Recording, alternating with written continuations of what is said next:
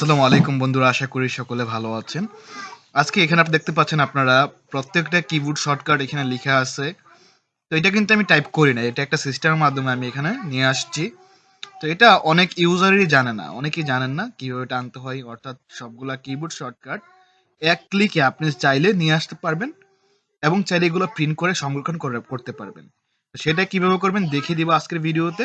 তো আমরা control N দিয়ে নতুন একটা পেজ নিলাম, কন্ট্রোল এনে প্রেস করলাম, নতুন একটা ডকুমেন্ট নিলাম। নেওয়ার পরে কিবোর্ড থেকে প্রেস করবেন অল্টার বাটন চেপে ফাংশন কি F8। ফাংশন কি F8 প্রেস করার পরে আপনাদের সামনে এরকম একটা উইন্ডো আসবে। এখান থেকে ম্যাক্রোস এখানে আপনার এই এরোতে এটা অল অ্যাক্টিভ টেমপ্লেটস এরকম থাকতে পারে। তো ম্যাক্রো এখানে এসে এটাকে কি করে দিবেন, এটাকে করে দিবেন ওয়ার্ড ডকুমেন্ট।